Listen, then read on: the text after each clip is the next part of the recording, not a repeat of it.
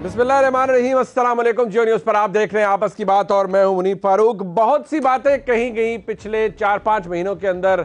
हर किसी ने कहा जी पीडीएम ख़त्म हो रही है, ये बस अब गई कि अब गई। पीडीएम ये कहती रही कि हुकूमत अब गई और अब गई, लेकिन मसला ये है कि हुकूमत तो कहीं नहीं गई। अलबत्ता ये ज़रूर है कि पीडीएम जिस शदोमत के साथ बाहर निकली थी कि इमरान खान साहब को घर भेज देंगे और बस उनका घर जाना बिल्कुल तय है, इमरान खान साहब अभी तक घर नहीं गए। पीडीएम ने क्या अचीव किया ये एक डिबेटेबल बात है, लेकिन आज की डेवलपमेंट ये है कि आज ही के एक बड़े अहम इजलास के अंदर वो लॉन्ग मार्च जो कि 26 मार्च को होना था वो अब 26 मार्च को नहीं हो रहा, क्योंकि 9 जमातें तो इस बात पर बज़िद हैं और इत्तेहाद भी है उनका पीडीएम के अंदर कि असेंबलियों से इस्तीफे दिए जाएं और लॉन्ग मार्च की जाए, जबकि पाकिस्तान पीपल्स पार्टी का ये मौक़िफ़ है कि नहीं, ये करने की ज़रूरत नहीं है, क्योंकि अगर इस तरह करेंगे तो इमरान खान साहब को मज़ीद मजबूत करेंगे। और आज उसका नतीजा ये निकला कि अब से कुछ देर पहले जो प्रेस कॉन्फ्रेंस की गई उसमें आपने देखा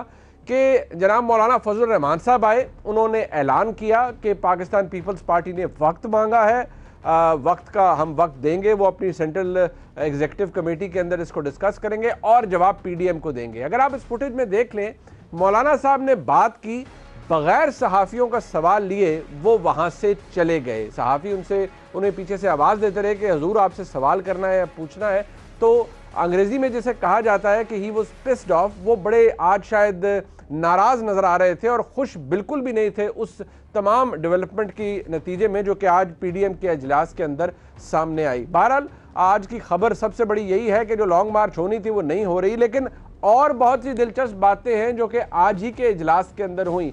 मसलन सबसे बड़ी बात ये, वो तकरीर जो जनाब आसिफ जरदारी साहब ने फरमाई आज के इस पीडीएम के इजलास में वाया सैटेलाइट, उसके कुछ अहम नुकात अगर आप मिस कर गए हों और आपने जियो न्यूज़ का बुलेटिन हो तो खाकसार आपकी खिदमत में पेश किए देता है कि पहली बार नहीं कि जमहूरी कुव्वतों ने धांधली का सामना किया, जिंदगी के 14 बरस जेल में गुजारे। ये आसिफ जरदारी साहब फरमा रहे हैं, मियाँ साहब प्लीज़ पाकिस्तान तशरीफ़ लाएं, हमने सेनेट इंतखाबात लड़े, सेनेटर इसहाक डार वोट डालने नहीं आए। ये आसिफ जरदारी साहब फरमा रहे हैं, लड़ना है तो हम सबको जेल जाना होगा।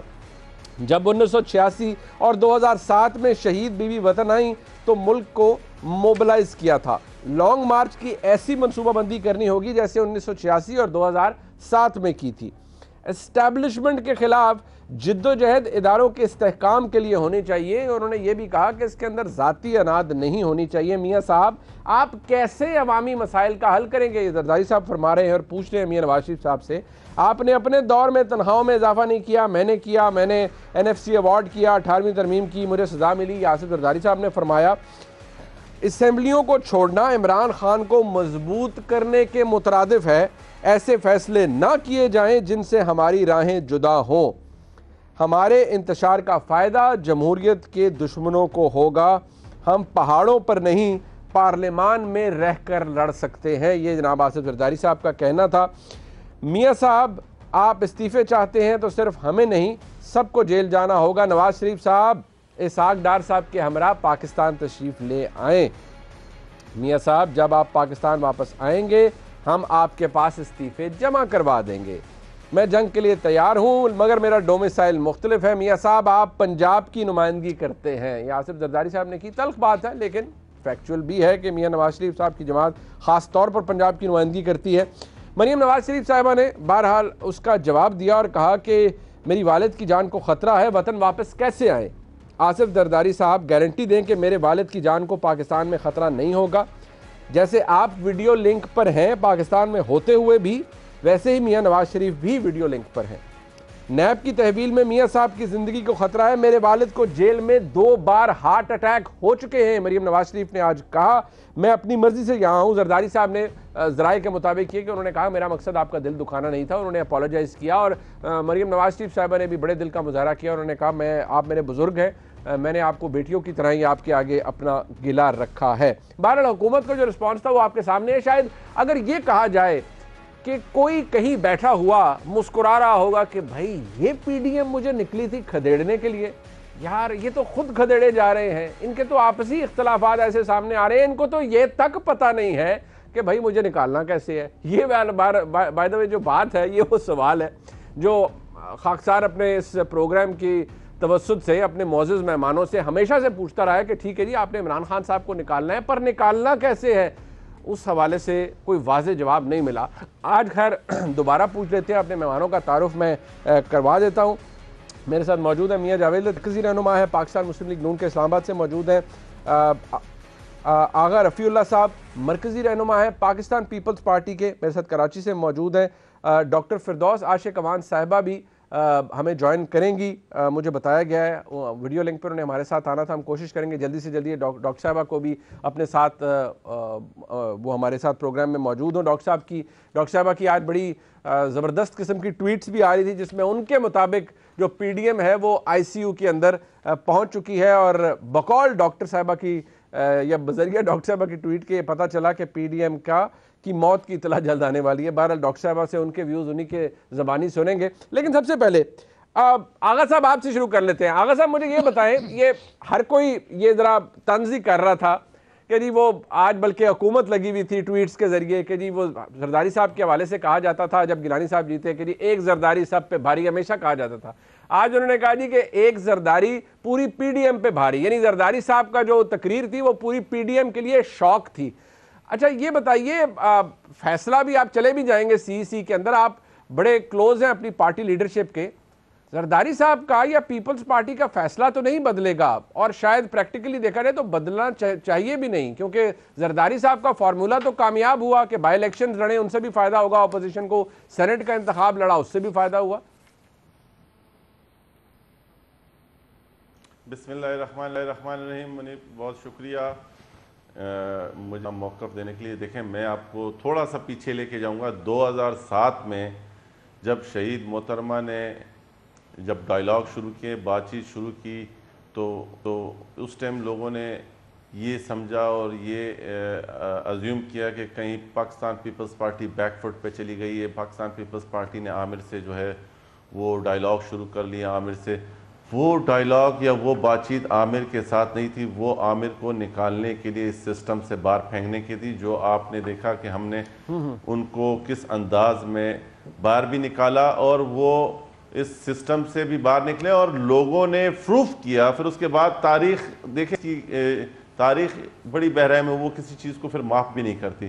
फिर प्रूफ हुआ कि ये गैर आइनी हुकूमत चला रहे थे, गैर आइनी तरीके से बैठे हुए थे, और पूरी कौम ने देखा। आज भी ये सारा सिलसिला, थोड़ा सा आपने भी अभी कहा कि पाकिस्तान पीपल्स पार्टी का मौक़िफ़ जो पीडीएम में था वो यही था कि हमें बाई इलेक्शंस में और सेनेट में, और वो उसका फ़ायदा पीडीएम को हुआ, पाकिस्तान को हुआ, जमहूरियत को हुआ। उसमें आपने देखा कि आपका चेयरमैन सेनेट आज यूसुफ रजा गिलानी है, और मैं इस एज ए पॉलिटिकल वर्कर कतई इस चीज को तस्लीम नहीं करूंगा कि चेयरमैन सेनेट सजरानी है। मैं आज भी कहता हूं कि पीडीएम का जो कैंडिडेट है वो यूसुफ रजा गिलानी चेयरमैन सेनेट है। मैं आसान कर देता हूं सर, आपका फैसला नहीं बदलेगा, आपको भी ये पता है कि आपका फैसला नहीं बदलेगा। जरदारी साहब का कंसिडर्ड ओपिनियन है, उन्होंने आज भी कह दिया ऐसे फैसले ना करें जिनसे हमारी राहें जुदा हो जाएंगे। जरदारी साहब कभी भी नहीं मानेंगे कि असेंबलियों से इस्तीफे दिए जाएं या सिंध हुकूमत छोड़ दी जाए।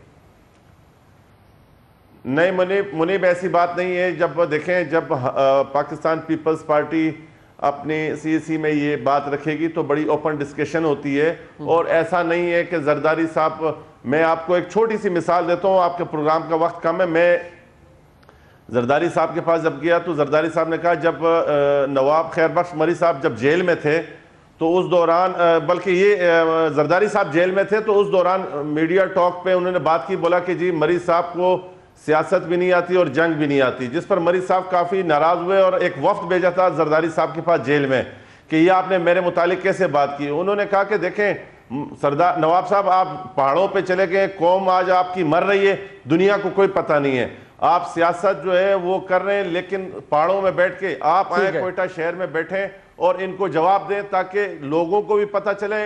ठीक है, इंटरनेशनल मीडिया भी इसको उठाएगी और ये एक्सपोज होंगे। हमारे हर बात से, हर फैसले से अल्हम्दुलिल्लाह ये एक्सपोज हो रहे हैं आगा कि ये साहब अभी तो एक्सपोज पीडीएम हो रही है, अभी तो पीडीएम एक्सपोज हो रही है। बहरहाल वो आप जो कह रहे हैं ठीक है। नहीं ये आप आगे देखेंगे इंशाल्लाह पीडीएम आपको मजबूत नजर आएगी। ठीक है भाई मैं आगा साहब आपकी प्लेटफॉर्म पे नजर आएगी, एक पेज पे नजर आएगी। ये सेम पेज वाला जो फॉर्मूला है ना जी, वो पीडीएम के ऊपर भी अप्लाई होता है। लेकिन बिल्कुल ठीक है, आपकी जो राय है मैं उसका एहतराम करता हूं। मियां जावेद लतीफ साहब, आज आपका मोराल कैसा है? मतलब आज कोई कहीं बैठा मुस्कुरा रहा होगा और जो शख्सियत मुस्कुरा रही होगी उसका नाम अगर मैं ये कहूं कि वो वज़ीर-ए-आज़म पाकिस्तान है और इमरान खान साहब हैं, वो कह रहे होंगे यार इतनी सी बात थी, और यार एक काम तो ठीक कर लो, मतलब मेरे खिलाफ महाज बनाना है वो तो ठीक चला लो। वो भी नहीं ठीक चलता आप लोगों से। यानी कि पहले भी हम आपसे पूछते रहे कि सर निकालना कैसे है इमरान खान साहब को, कोई जवाब नहीं आया। तो सर कैसे निकालेंगे? आज इमरान खान साहब तो हंस रहे होंगे कि यार कमाल है उनका, तो बड़ा जबरदस्त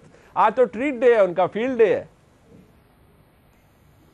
देखिए मनीब, मैंने बड़ी लंबी गुफ्तगू आपकी सुनी। मैं आपसे गुजारिश ये करूँगा कि अपोजिशन का अपना काम होता है, हुकूमत वक्त कोई भी हो उसका अपना काम होना चाहिए। ठीक है जी।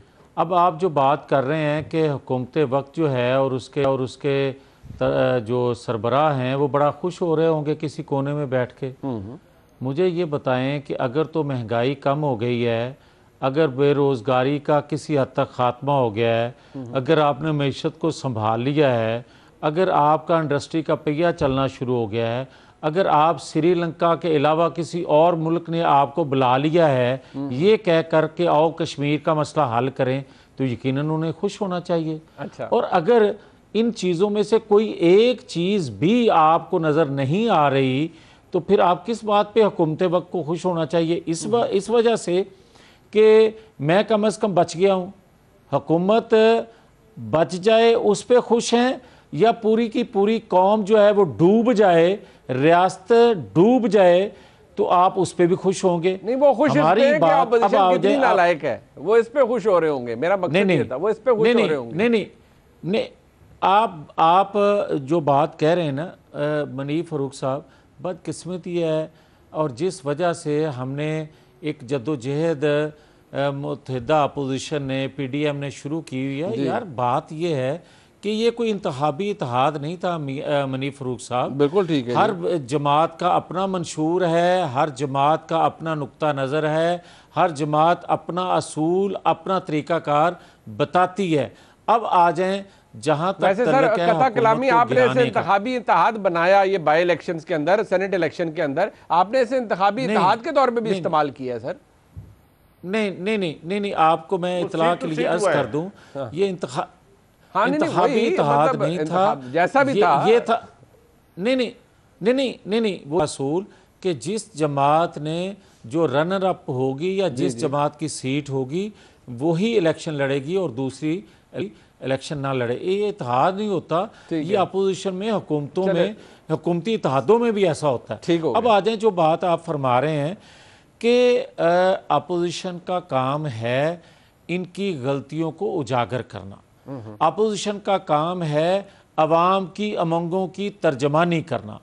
अवाम क्या चाहते हैं, जो मैंने बताया आपको कि अगर अवाम को रिलीफ कोई मिला है 2.5-3 सालों में तो मैं गलत हूं इस हुकूमत को हटाने के लिए। जो बातें मैंने गिनवाई कि दुनिया में तनहा हो गया पाकिस्तान, मकबूजा कश्मीर आपके हाथ से निकल गया, मैशत का बेड़ा गर्क हो गया, महंगाई बढ़ गई, आपकी बेरोजगारी लोगों की बढ़ गई, तो अच्छा, दूर दूर भी नजर नहीं अच्छी आ रही। एक बात बताएं उसके बाद मुझे सर एक बात बताएं सर, मेरी अर्ज सुन ले सर, मुझे एक बात बताएं। चले हुकूमत ने जो अचीव किया नहीं किया वो इनका एहतसाब तो जारी बात है होता है, इलेक्शनों के अंदर सबको पता चल जाएगा। मुझे ये बताएं पीडीएम ने क्या अचीव किया है सर? आपने कहा इमरान खान साहब को निकालना है, हुकूमत से फारिग करना है, घर भेजना है। पीडीएम ने उसके लिए अब तक क्या अचीव किया है? इमरान खान साहब कहां आपको घर जाते हुए नजर आ रहे हैं? मुझे पहले ये बता दें, कैसे जाते हुए नजर आ रहे हैं? हाँ, मैं देखें मनीब, पहले तो ये है कि हमारा मसला इमरान है, हमारा मसला है पीडीएम का मसला इमरान खान है की दुरुस्तगी। अच्छा बात तो सुन लेना, आपकी राय है ना। अच्छा, मेरी राय अपनी हो सकती है। मैं ये कहता हूं कि हमारा मकसद ये था कि पाकिस्तान के अंदर आइन कानून की बालादस्ती हो तो 50% मसाइल उसी दिन हल हो जाते हैं। ठीक है। और अगर आइन कानून की अमलदारी पाकिस्तान के अंदर जो 73 सालों में नहीं हुई, ठीक है उसकी अमलदारी के लिए पीडीएम का पहला नुक्ता नज़र जो है, पहली कोशिश जो है वो ये है। और ज़मीनन ये है कि क्योंकि ये अवाम के वोटों से नहीं आए, क्योंकि ये इन्होंने 2.5-3 सालों में पाकिस्तान की मैशत तबाह कर दी, लोगों का जीना महाल कर दिया। दूसरा मकसद ये है कि इनके जाने से भी अवाम को रिलीफ मिलेगा। ठीक। अच्छा डॉक्टर साहब, आपने ये ट्वीट, आप खुद भी मेडिकल डॉक्टर हैं, आईसीयू में पहुंचा दिया आपने पीडीएम। इतना जुल्म ना करें। मतलब आईसीयू किसी को पहली भी स्टेज होगी, हॉस्पिटल में बंदा एडमिट हो ही जाता है, आपने डायरेक्ट आईसीयू में पहुंचा दिया पीडीएम को। बिस्मिल्लाहिर्रहमानिर्रहीम। मुनीब, ये कुछ घंटे पहले का ट्वीट है, अब तो इन्ना लिल्लाहि व इन्ना इलैहि राजिऊन। क्योंकि अब आपने देखा कि मियां जवेद लतीफ साहब को खसियानी बिल्ली खंबा नोचे, पहली दफा ये ट्रैप में आ गए हैं। और अपने प्यारे मियां साहब जिस तरह से डिफेंड करने की कोशिश कर रहे हैं, आज अल्फाज नहीं मिलेंगे मियां साहब। आज आपको ये बताना पड़ेगा कि जिस हुकूमत को आप खत्म करने निकले थे, आज पीडीएम कैसे खत्म हो गई। आज कैसे आपके वो भारी भरकम माशाल्लाह ताकतवर फजलुर रहमान साहब रूट के मीडिया के माइक्स थे, हट के वो उन्होंने कहा कि जनाब मुलतवी हो गया लॉन्ग मार्च। इसको आप कैसे जस्टिफाई करेंगे। फिर आप आसफ अली जरदारी साहब का मौकफ जो है मियां साहब को पाकिस्तान बुलाने का और बार बार उनको ये बावर कराने का कि जेल के मच्छरों से डर के लीडरशिप पाकिस्तान से नहीं भागा करती, और जो हकीकी लीडर होते हैं वो अवाम में जीते और मरते हैं, वो जेलों से नहीं घबराया करते।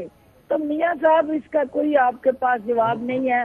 अब ये आए बाएं शाएं और हुकूमत पे पुअर परफॉर्मेंस, बैड गवर्नेंस। बागा कौन था दिवाले पलांग के? ये दास्तानें अब आपको की तरफ भी सपने कमजोर मौकफ को तकवीयत देने के लिए सहारा नहीं बनेगी।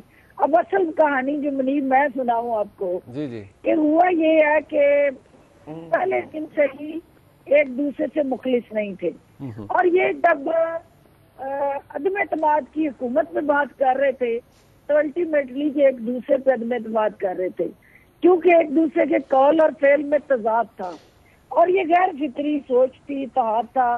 कभी भी ये एक जगह इकट्ठा नहीं हो सकता था। लेकिन चूंकि एक वन कॉमन एजेंडे पे सारी अपोजिशन इकट्ठी थी, वो था इमरान खान से बुग़्ज़, अनाज, हसद और जाती दुश्मनी, जिसकी बुनियाद पे ये इतना गिरे एक शख्स को गिराते गिराते कि आज जो है अवाम की नजरों में 11 की 11 जमातें गिर गई और पीपल्स पार्टी ने आज का जो कप है वो जीता। और हमेशा वो जमहूरियत के कप को विक्ट्री स्टैंड पर खड़े होकर अपनी फेस सेविंग करती रही है।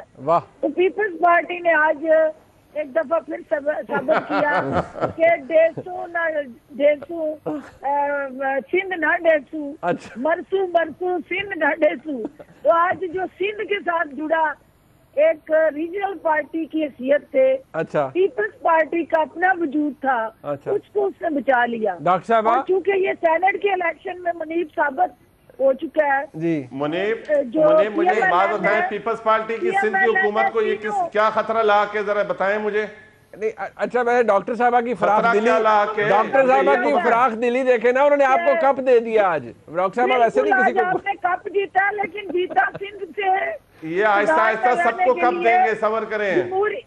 आप मुझे सिर्फ ये बताएं कि पीपल्स पार्टी की सिंध में हुकूमत को खतरा क्या है। आपका बड़ा लंबा हमने खिताब सुना है। अच्छा, अब आप सिर्फ ये सुन लें कि जो सिंध के अंदर सामने रहा, KPK का रिजल्ट, बलोचिस्तान का रिजल्ट, पंजाब का रिजल्ट, पीपल्स पार्टी स्वाय सिंध से कहीं से सीटें मिली। मेन के अब पीपल्स पार्टी को रीजनल पॉलिटिक्स करनी है, सिंध की पॉलिटिक्स। आप बाई इलेक्शन में अपना हाल देख लें सिंध में, आप पाकिस्तान में अपने बाई इलेक्शन में हाल देख लें अपना। रीजनल पार्टी है ना, अच्छा, केपीके में देख ले, पंजाब में देख ले, आपका बाई इलेक्शन में लोगों ने आपको किस तरह मुस्तरद किया है। सुन ले, अच्छा। दूसरे की सुन ले मुनीब। जी जी दूसरे ने बलोचिस्तान, सिंध, केपीके से मुकम्मल उसका सफाया हुआ, ठीक है, और सिर्फ पंजाब तक महदूद रही। अब ये जो रीजनल पार्टीज हैं, ये एक वफाकी पार्टी का क्या बिगाड़ेंगे? ओए होए होए, और जो चारों सूबों ये से जिसने देखें मुनीब पार्टी ये जिसकी सेनेट में अक्सरियत है, न सेनेट में उनका, न चेयरमैन न वाइस चेयरमैन इनका है, पार्टी इसको बोलते हैं। अच्छा, और जिसको दोनों सीटों पे इन्होंने एक दूसरे से हार ये किया। सेनेट में अपना कैंडिडेट डॉक्टर साहब आप जरा पार्टी बोलेंगे हम। अगर साहब आप मुझे ये बताएं कि यूसुफ रजा गिलानी के मुंह पे थप्पड़ लगा के स्याही किसने मली? हमने तो नहीं मली। दूसरी बात मुझे बताएंगे, अल्लाह माफी दे, यूसुफ रजा गिलानी चेयरमैन सेनेट है इस टाइम। मुनीब मुझे जरा टाइम दें। जी बिल्कुल बिल्कुल, डॉक्टर साहब जरा नहीं किया। अच्छा डॉक्टर साहब, आपकी माशाल्लाह बड़ी लंबी गुफ्तगू हुई है, डॉक्टर साहब जरा वक्त दीजिएगा। मुनीब आज मौलाना साहब को जिस तरह इन्होंने अफसुर्दा किया, उनकी आज आपको सारों का बहुत ख्याल है। डॉक्टर साहब जरा वक्त डॉक्टर साहब वक्त दे दे। जाती है ना। अच्छा, मौलाना साहब उस तरह रूठ के, अब वो मौलाना बुजुर्ग है मेरे, मैं नहीं कुछ कह सकता ऐसे, बट नहीं बिल्कुल आगा साहब आप भी जवाब देंगे, आगा साहब आप भी जवाब देंगे जी। डॉक्टर साहब मेरे साथ रह रही है, एक ब्रेक है जी, आगा साहब ले रहे हैं, आगा साहब के पास ब्रेक ले रहे हैं जी, वापस आ रहे हैं, आगा साहब का जवाब लेंगे और मियां साहब का, फिर डॉक्टर साहब के पास आएंगे, मेरे साथ रहिएगा।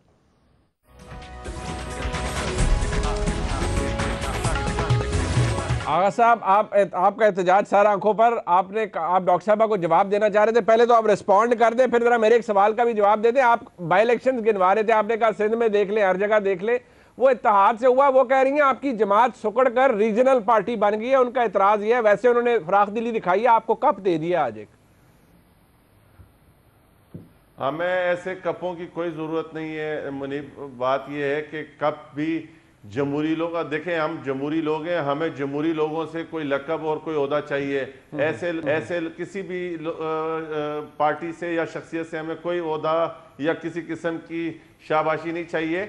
हम सिर्फ और सिर्फ आपको ये एक बात बताना चाहिए, कम से कम पीटीआई ये बातें ना करें कि किस पार्टी का कौन सा क्या। आप ये देखें कि कौमी असम्बली में इन सेलेक्टर्स को अगर अक्सरियत दे भी दी, उसके बावजूद ना चेयरमैन सेनेट ये अपना ला सके, ना डिप्टी चेयरमैन सेनेट ला। इस time chairman senate Pakistan Peoples Party का हकीकी तौर पर है, और जो डिप्टी चेयरमैन ये लेके आए वो नून लीग का है। उसमें आज भी आप कौमी सेनेट का रिकॉर्ड देख लें और इलेक्शन कमीशन का रिकॉर्ड देख लें, आज भी वो सेनेटर है पाकिस्तान को बात मुकम्मल करने दें। कमेटी में वो पेपर चैलेंज क्यों नहीं किया? अच्छा आगा साहब की बात जरा डॉक्टर साहब मुझे बात तो करने दें। जी आगा साहब प्लीज बात तो करने दें, मैं देखें आगा साहब की बात मुकम्मल होने दीजिए। आप बात तो करने दें। चैलेंज उन लोगों को किया जाता है जो आइन और कानून के मुताबिक चल रहे हो। यहाँ पर आइन और कानून नजर ही नहीं आ रहा है। ये लाकानूनियत की जो आपने गवर्नमेंट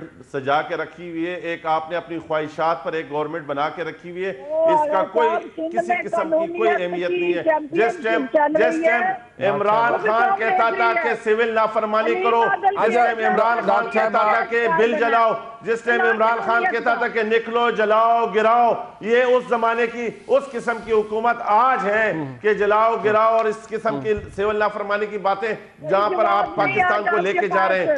अल्हम्दुलिल्लाह चेयरमैन सेनेट हमारा है। अच्छा, आपको घर जाना होगा। मुनीब एक आखिरी बात बता रहा हूँ, इनको कहें कि खींच के रखे। मुनीब जी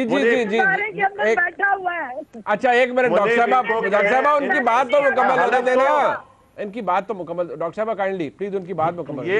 ये किसी की बात नहीं बात ही मुकम्मल होने देंगे। इनको पता है कि इनके पास है नहीं। इनको कहें कि खींच के रखे, तान के रखे, बोरी बिस्तर बांध के रखे। ये इनके जाने के दिन आ गए। इंशाअल्लाह ताला ये जाएंगे। पीडीएम आपको एक जगह नजर आएगी और इंशाअल्लाह ताला ये अच्छा ठीक है, ये आपको पता चलेगा। ये आपको पता चलेगा जब जब हम आपको हर जगह अल्हम्दुलिल्लाह हमने आपको बाय इलेक्शन में भी टफ टाइम दे दिया, कौमी असेंबली में भी दे दिया, सेनेट में भी आप एक्सपोज हो गए। ठीक है, सेनेट में पूरी कौम ने देखा कि यूसुफ रजा गिलानी जीता, लेकिन आपने उसके बावजूद अपनी हटदर्मी से, लाकानूनियत से एक गैर आईनी सेनेट का चेयरमैन ला के उसको हलफ दिया, जो कि पाकिस्तान के साथ एक जुल्म है। ये अच्छा चले, तो अमलियत में नहीं होता। पॉइंट आ गया जी, पॉइंट आ गया। आप लोगों ने किया। एक मिनट, ये क्लिप है, मियां साहब जरा मुझे जरा सर इसका जवाब दीजिएगा। ये मरियम नवाज शरीफ साहिबा ने इसी महीने को बात कही थी लॉन्ग मार्च के हवाले से, जरा सुन ले, जरा सुनिएगा क्या फरमा रही थी। कल ये बात होगी और अगर मुस्लिम लीग नून ये फील करती है कि बड़ी जमात होने के नाते, बड़ा वोट बैंक होने के नाते और आवाम की नुमाइंदा जमात होने के नाते अगर उसको कोई फैसला करना पड़ता है तो वो उसके ऊपर भी ज़रूर गौर करेगी। मियां साहब, PMLN खुद भी निकल सकती है अगर कंसेंसस ना हो मौलाना के साथ पीपल्स पार्टी को माइनस करते हुए, क्योंकि पीपल्स पार्टी का तो जो मौकफ है वो हमारे सामने ही है। वहाँ तो ये तक बात आ गई कि मियां साहब आएँ तो इकट्ठे सारे जेल जाएं। आज इतनी इस हद तक तो आसिफ जरदारी साहब चले गए थे कि मियां साहब आप पाकिस्तान वापस आएँ, तो आपको लगता है ये इसके भी चांसेस हैं? दोनों चांसेस हैं। पहले तो हमारी ख्वाहिश ये है कि तमाम पॉलिटिकल फोर्सेस कंसेंसस से फैसले करें, क्योंकि वफाक इसी से मजबूत होगा। हम ये चाहते हैं कि एक जो फ़ज़ा PDM ने बनाई है चारों सूबों में, जो एतमाद साजी की, उसको कायम रहना चाहिए। अब आ जाएँ कि अगर किसी वजह से कोई जमात जो है वो समझती है कि ये तरीक़ाकार जो है इससे आप अपना हदफ पूरा नहीं कर सकेंगे, तो वो उसको इख्तियार है। मगर आप ये ज़हन में रखें कि क्योंकि अवाम ये चाहते हैं, अवाम जो 2.5-3 सालों में ख़ास तौर पर महंगाई की चक्की में पिस रहे हैं, और वो अवाम जो समझते हैं कि आइन कानून की बालादस्ती में ही हमारा फ्यूचर है, आने वाली नस्लें जो हैं वो सेफ प्ले कर सकेंगी, महफूज ख़ुद को समझ सकेंगी, खुशहाल ख़ुद को समझ सकेंगी, माशी तौर पे पाकिस्तान मजबूत हो सकेगा, तो वो यकीनन आइन कानून की बालादस्ती की वो जंग पिछले कई सालों से लड़ती आ रही हैं। अच्छा जी। उसके लिए हम किसी तौर पर भी उनको मायूस नहीं करेंगे। हमारी भी अपनी CC की मीटिंग इसके बाद हो रही है, यकीनन उसमें हम फैसले करेंगे और किसी तौर पर भी कौम को तन्हा छोड़ने के लिए हम तैयार नहीं है। वजह आप ये देखें कि अगर आप अवाम की नुमाइंदगी का हक रखते हैं या हक दिया गया आपको, तो कल को इसी अवाम के पास आपने, हर जमात ने जाना है। ठीक है। आज अगर आप अवाम की आवाज नहीं बनेंगे तो कल को अवाम भी आपके साथ चलने के लिए तैयार नहीं होगी। तो सो मैं ये कहूंगा कि PDM की कोई जमात भी इससे पीछे हटने के लिए तैयार नहीं होगी। मियां साहब, आज के हालात को देखते हुए मैं आपको एक क्लिप सुनाना चाहूंगा, इसे जरा गौर से सुनिए। आज लगता है कि ऐसा वाकई ऐसा है शायद कि जो आसिफ जरदारी साहब ने बातें की है, जो पीपल्स पार्टी का आपका मौकफ है। सुनिए ख्वाजा आसिफ साहब उनके बारे में क्या फरमा रहे थे सितंबर 2020 में। I still have reservation against the gentleman जो नाम मैंने लिया है। On जरदारी साहब? Yes, I still have the reservation। तो ये आपको जरदारी साहब पे भी भाई मैंने तो ऑब्जेक्टिव्स की बात कर रहा हूं, मैं तो बंदों की बात नहीं। आज हमारी पिछले 45 मिनट से डिस्कशन ये हो रही है। जो बात मैंने इस स्टेटमेंट जो मैंने दी है, कुछ लोगों को पता है कि मेरा क्या रेफरेंस है, तो it's difficult for me to believe in even today. मैं बार बार कहूंगा, I still don't believe in him. वो ख्वाजा साहब तो कह रहे थे कि नहीं, मैं जरदारी साहब पर एतबार नहीं करता या एतमाद नहीं करता। तो ये सोच मियां साहब आपकी जमात में बाकी लोगों में भी पाई जाती है कि नहीं, जरदारी साहब पर एतमाद नहीं है मुकम्मल तौर पर?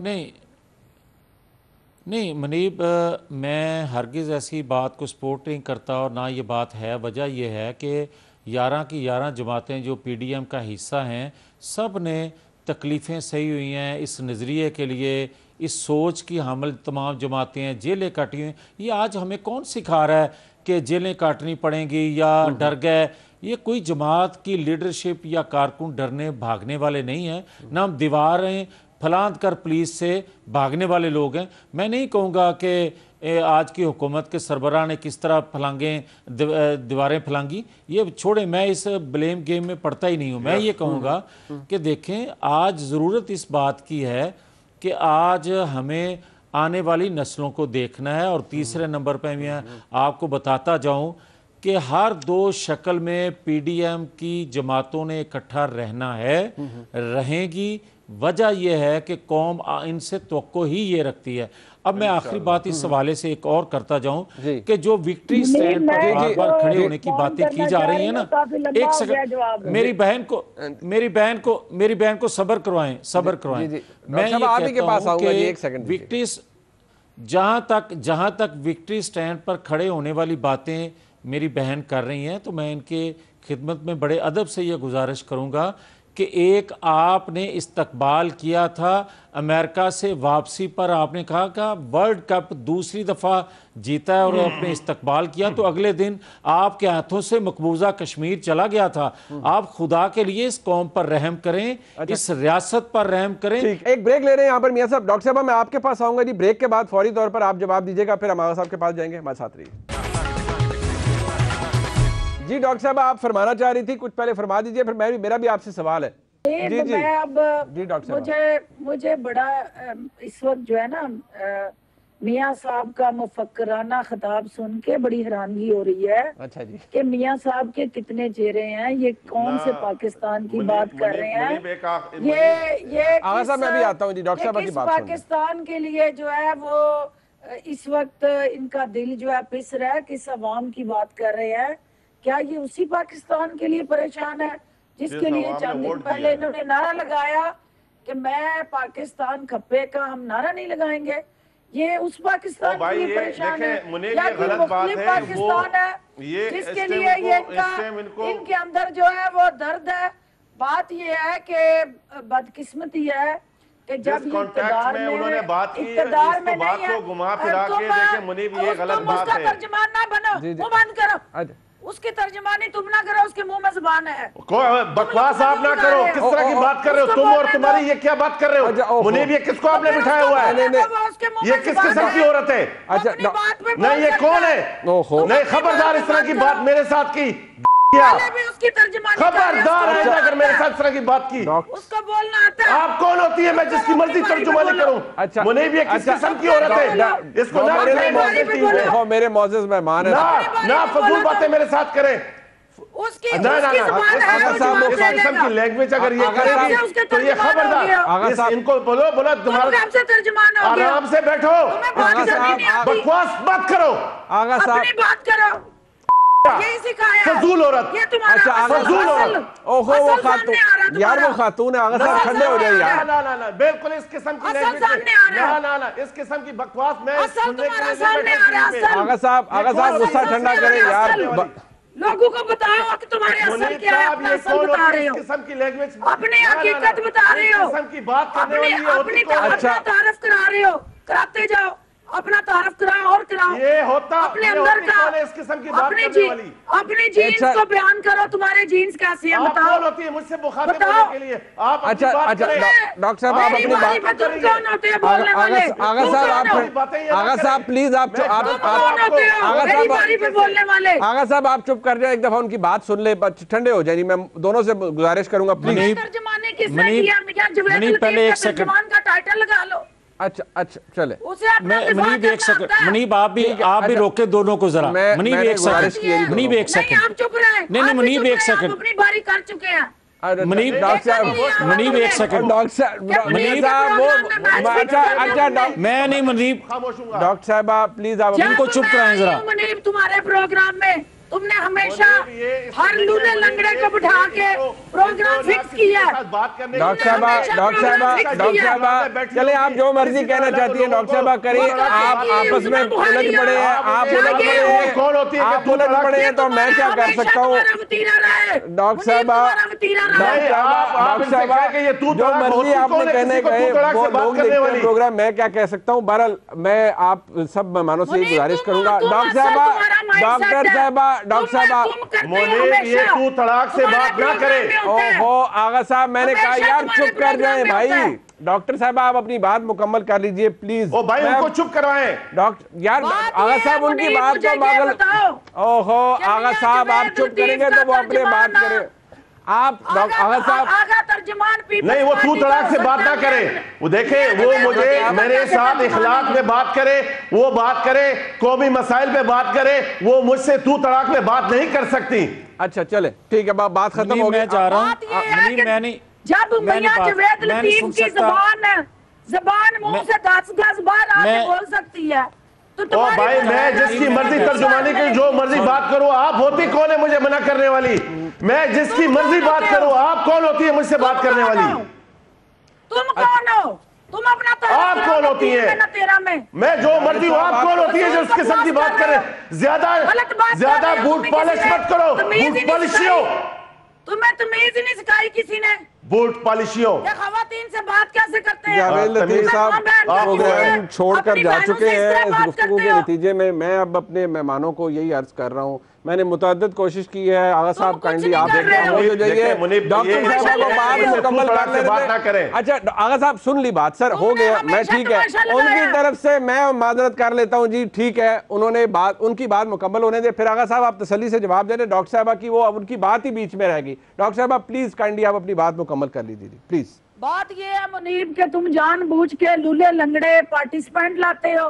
तुम जानबूझ के तमाशा लगाने के लिए डॉक्टर साहब आप मेरे लिए अभी डॉक्टर मुझे साहब बात बताएं। डॉक्टर साहब एक मिनट, डॉक्टर साहब मेरे मुझे आप जो मर्जी कह दें, ठीक है, आप आपकी आपकी सोच है डॉक्टर साहब, मैं नहीं उस पर आर्ग्यू करूंगा कि आप क्या समझती हैं मेरे प्रोग्राम के बारे में। आप मेहमानों को ना बुरा भले कहें, आप मेहमानों को बुरा भला मत बोलेंगे। आप कोई सारे मौजूद हैं, आप समेत तमाम मेहमान मौजूद हैं। अपना मौकफ देने का तो मुझे क्यों हक नहीं है अपना मौकफ आप देने का? दीजिए ना डॉक्टर साहब, आप 100 बिस्मिल्लाह करके दीजिए, आप मुझे आपको मेहमान तू बोल तड़ाक ना करेंगे करेंगे। आपस में, अगर आप उलझ तुम पड़े तो जब इसमें मियां मेरा क्या जवेद कसूर है? लतीफ को 2-2 घंटे टाइम दोगे तो मेरी बाजी में बिल्लू को कहोगे उछल पड़ो, कूद पड़ो, वो तुक बनती है। डॉक्टर साहबा ये जबान जब आप नेशनल टेलीविजन पर ये इस्तेमाल घटिया करेंगी, जबान, ये मुझे बताएं आपको अगर रिस्पॉन्ड कोई क्यों नहीं करेगा, मुझे बताएं। डॉक्टर साहबा मैंने आपको मुतअद्दिद दफा गुजारिश की है, मुझे तुमसे गिला है, मुझे उनसे कोई गिला नहीं। डॉक्टर साहबा क्योंकि मेरे उनकी लिए औकात का मुझे पता है। आप समेत तमाम मेहमान तुमसे मेरे लिए गिला है। बहुत मौजूद होते हैं। मैं हमेशा अपने मेहमानों को बहुत इज्जत देता हूं और मुझे कोई शौक नहीं है कोई थिएटर लगवाने का या कोई ऐसी आर्गुमेंट करवाने का। मैंने मुतअद्दिद दफा कोशिश की है। मेरा प्रॉब्लम यहाँ ये है कि कोई मेहमान यहाँ नहीं बैठा हुआ, यहाँ भी हो तो मैं उन्हें कह सकता हूँ, हाथों से नहीं रोक सकता, उन्हें गुजारिश कर सकता हूँ कि आप अपनी बात, एक बात कर ले फिर दूसरी बात करें। जब आपस में आप उलझ पड़ेंगे तो मैं ज्यादा से ज्यादा आपको रिक्वेस्ट कर सकता हूं, हाथ पांव नहीं चला सकता आपके साथ, आपको रिक्वेस्ट कर सकता हूं और आपने जो समझना है प्रोग्राम के बारे में आप समझिए। मेरे लिए मेरे तमाम मेहमान बहुत काबिल एहतराम है। मुझे यह बर्दाश्त नहीं है कि कोई एक मेहमान किसी दूसरे मेहमान के बारे में बदतमीजी करे या उसे कोई गलत नाम दे, यह काबिल बर्दाश्त नहीं है। बहरहाल प्रोग्राम का फीडबैक व्यूअर्स देते हैं, वो डिसाइड करेंगे आज के प्रोग्राम में कि ज्यादती किसने की, कैसे की, क्यों की। आज का प्रोग्राम आपने देखा जी, फीडबैक जरूर दीजिएगा। देखने का बहुत शुक्रिया। खुदा हाफिज।